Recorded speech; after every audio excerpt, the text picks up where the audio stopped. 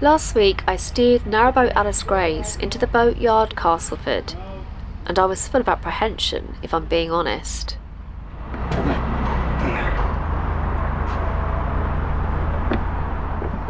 Firstly, because it's a tight squeeze to get into the dry dock. Want me to give you a little squirt forward? You can if you don't. Yeah. And secondly, because I was going to have to put complete faith and trust into the hands of strangers. No, it's more so that we've got room to get round them.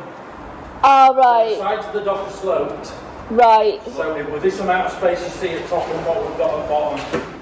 This vlog is all about my experience living in the Boatyard, Castleford, and how it not only changed Narrowboat Alice Grace, but me as well. 2.5 years ago, I was in a completely different dry dock.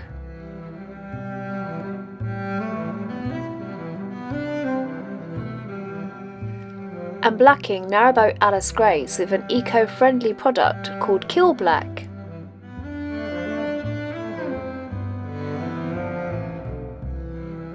So I'm keen to see how it's fared across all the adventures we've had in that time.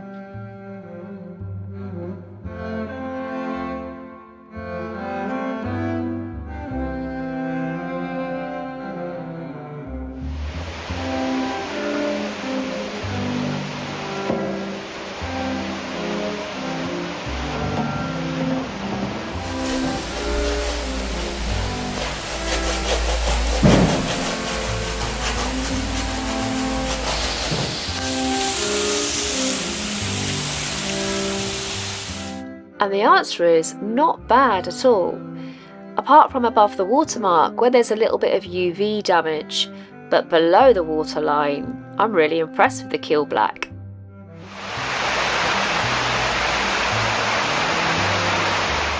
But we do have a problem, and it's quite a significant problem, and explains all the problems we've been having with Alice Grace over the last few years. Yeah. So she's taken a bit of a beating. Yeah. Now could it be bent back or straight? And yeah, but the It's thin. It's thin. Yeah. So we'd need to know its size. Yeah. What pitch it was originally, because you can't really tell from what pitch it may have been. Right. Not only does the propeller look like plasticine, but the propeller cutlass has come loose and therefore cannot do its job of reducing the prop shaft friction and vibration. How long it's been like this, who knows, but it explains a lot of previous issues we've been having with Narrowboat Alice Grace.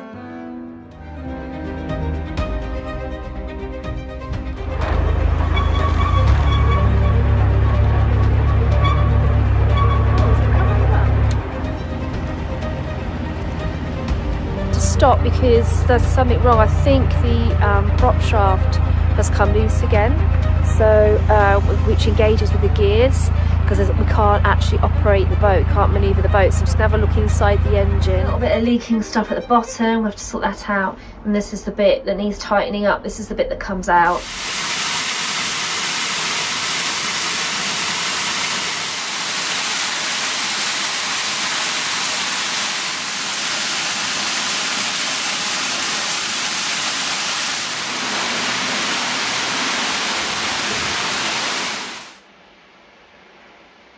This is the sound of the dry dock at night.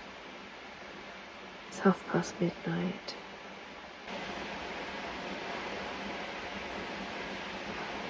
Let's have a little look around the boatyard and find out a bit more about it. Here he is, little wagtail, who I nicknamed Castlewag. Castle for Castleford and Wag for the wagtail. The course of the old Castleford Cut used to run through this dry dock 326 years ago.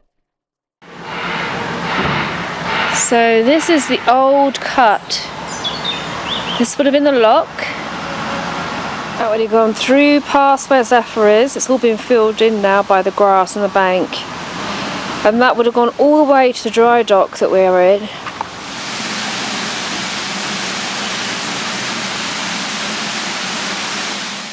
Then along from the dry dock lock on the old cut was the Castleford dam lock. There you go. 17 XV2. And then there's 2 X's down there, 1720. Where boats would find the right angle turn from the river into this lock very difficult, and as a result of this, damage was often done to their vessels.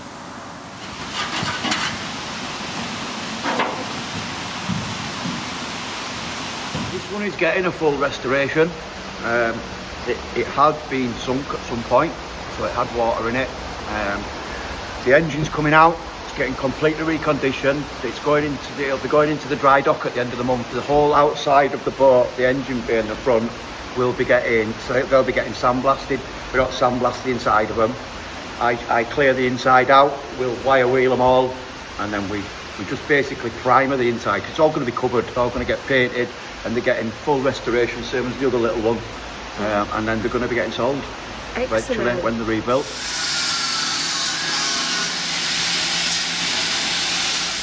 And boats have saved your life, haven't they? Yeah, they are. Well, yeah, pretty much have. Yeah. I had a drug habit for a lot of years.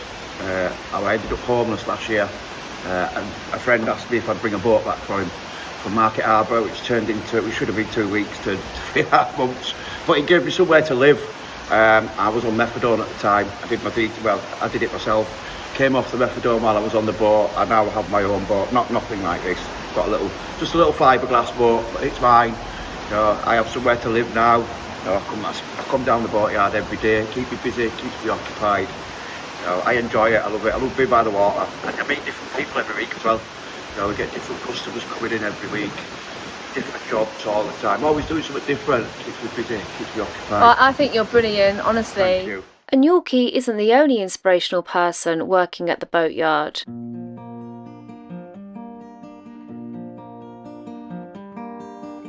Yeah. We're hoping next year it'll be a much better year for us, because we've still got a sort of lot of residual of what were left over when we inherited the yard type thing, which we're trying to get through slow but sure. Craig and Gareth have taken on the mammoth task of turning around this previously neglected boatyard. And with their well-mapped vision and incredible work ethic, they're already well on the way to achieving this. We've got the coal chute to restore as part of the sort of canal heritage, and keep that all looking nice. But now we've got big plans for the yard.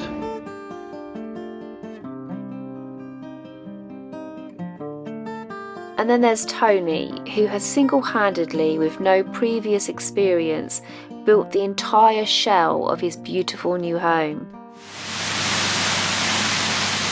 He told me about a special poem his brother Danny had written, that one day Tony had a sudden compulsion to get tattooed onto his arm. Just weeks after Tony had the tattoo done, Danny had a cardiac arrest, and for a month failed to recognise any of his family. That was until Tony decided to read him the poem. I stood beneath an old oak tree, so huge it seemed to lessen me. I placed my arms around its girth and felt the pulse of Mother Earth, and with my arms around it furled, I felt the love of all the world.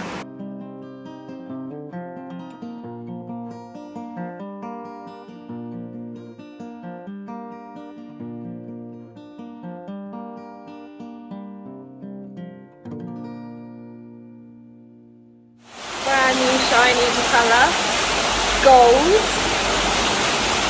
very Spandau Ballet. But I'm keeping Alice's battered and bendy old prop, because her wear and tear holds a treasury of adventures that we've taken together along our precious waterways. And just like the laughter lines and wrinkles on her face, her ragged and rough edges capture the beauty of living life to the full. But I do also rather like my new shiny gold one.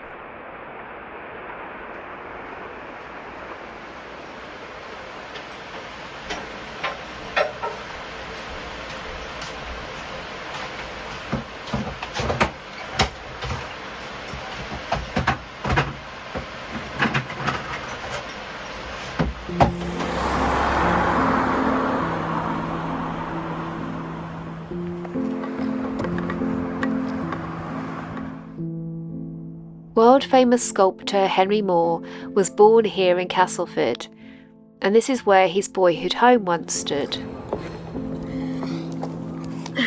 You don't need to look at it with me, Zaf.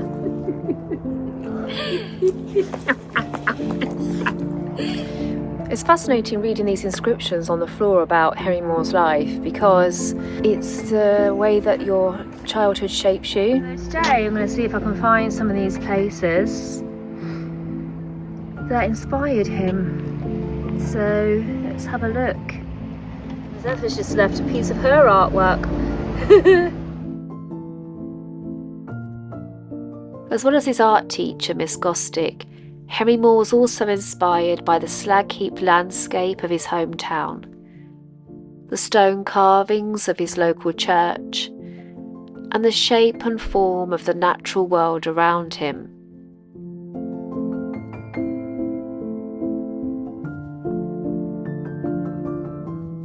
Oh God, so beautiful.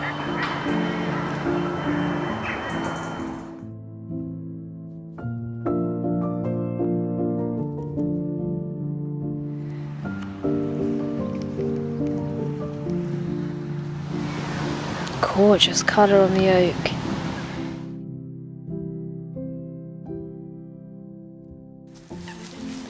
Gadwalls.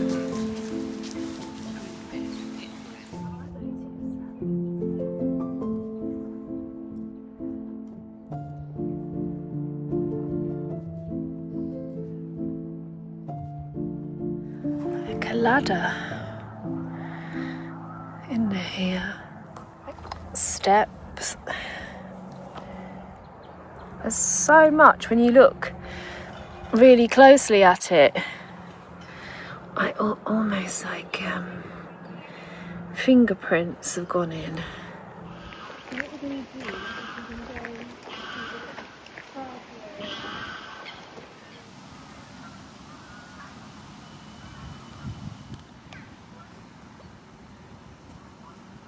So this is Henry Moore's large totem head. So Zaffa, what do you think of Henry Moore's large totem head? Zaf, hello?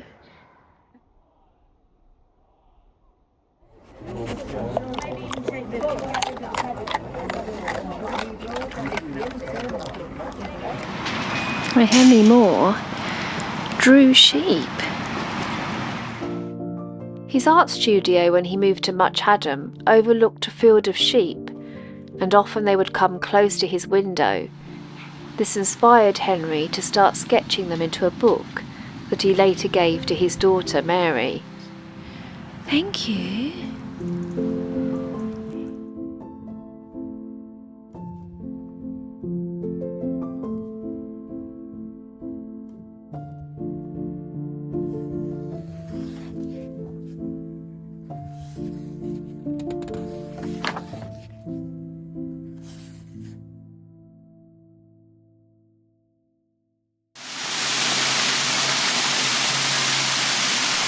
After today, we have 24 hours left in the boatyard, and a lot of time and care has gone into repairing and blacking Alice Grace. But outside the duck catch, as I'm working, engineers and artists Craig and Gareth are ploughing hours into restoring classic cars.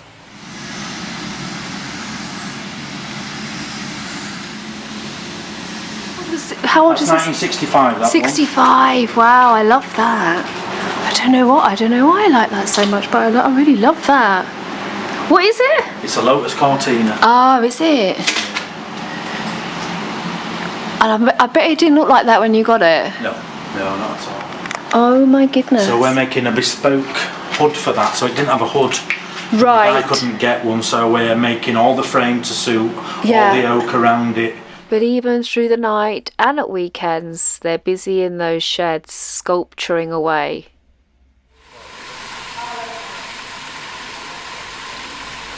As this was going to be our last full day in Castleford, I really wanted one last walk in one of my favourite places, Fair Burnings.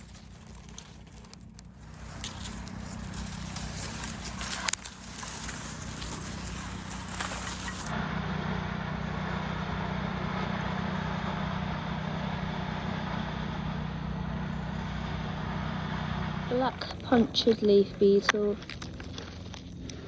When the light catches them,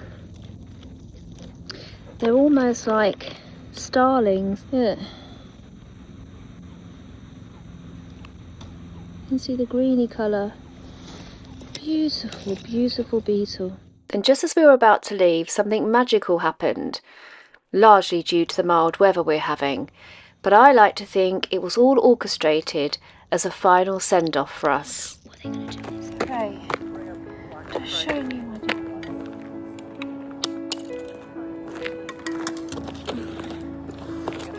Just trying to show you my jacket. Can you see my jacket? It's like covered in them. My legs. See?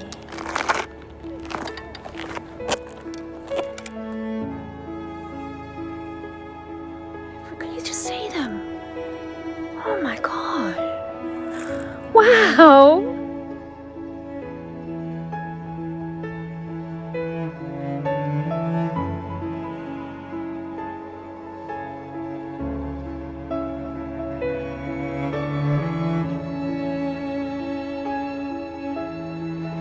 Quite remarkable. Ladybirds remind me of my friend Jenny, who passed away, that I knew from the age of 4. And when I wrote a poem about her, which some of you might remember, I compared her to a ladybird because she had red hair and freckles.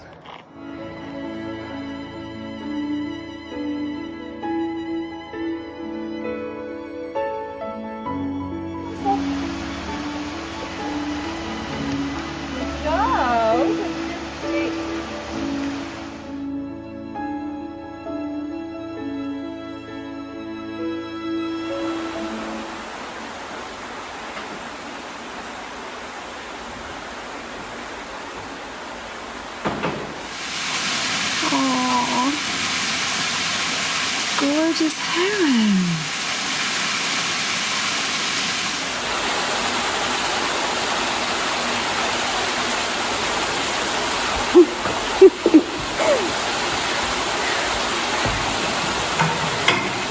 This is it. Today we are leaving Castleford. I'm feeling a bit sad about it. I love Castleford. It's got a place in my heart now. I really have enjoyed being in this dry dock, and I can't believe I've said that. You've enjoyed it as well, haven't you, Sir? You enjoyed it, Sir.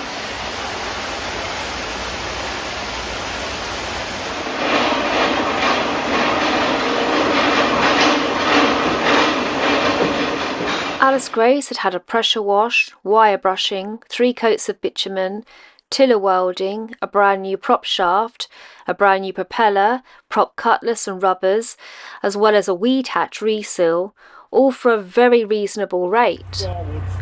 The question was, would I be able to steer her, as I was used to a plasticine propeller and jelly tiller?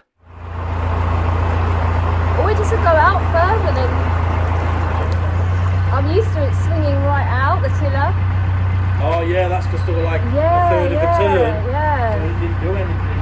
Right.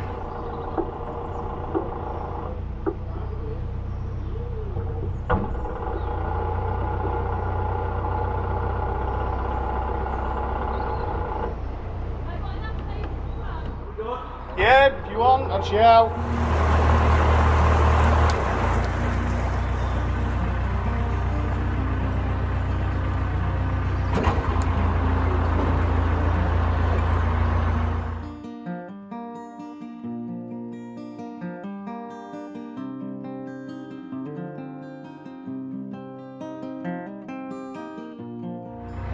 My horn's not working. Beep. Thank you very much, thank you. The new setup on Alice Grace seemed to be running really smoothly, but just in case anything technical should go wrong, I decided to take something from the boatyard with me to future-proof any engine issues.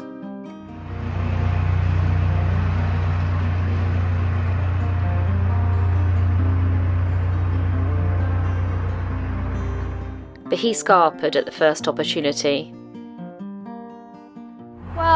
Number one, Alice Grace is definitely quieter. She's handling really well, and normally driving Alice Grace is was a little bit of a judgery experience sometimes, and often large amounts of water would be gushing out from the bilge pump, especially if I'd done reverse. So now all of this is gone, and out of all the experiences in my 7 years of boating that I've had with Boatyards, that has been the best. And they're only at the beginning of their journey, and I think they're going to be hugely successful, and I hope they realise all their dreams have got, because they're really putting the boaters at the heart of their plans for that boatyard.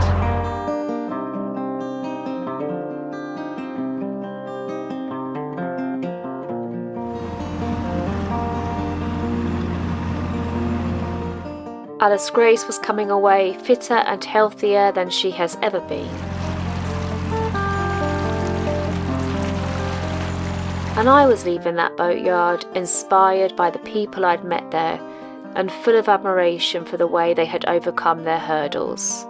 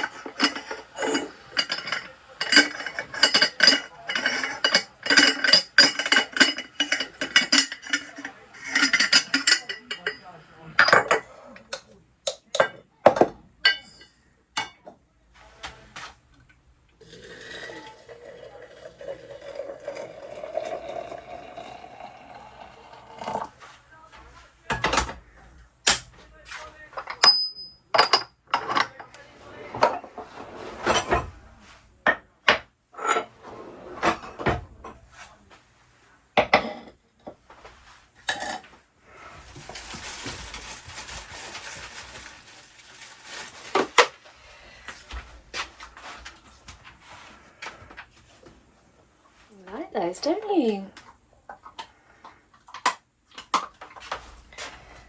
And thank you, Esther. Look at that.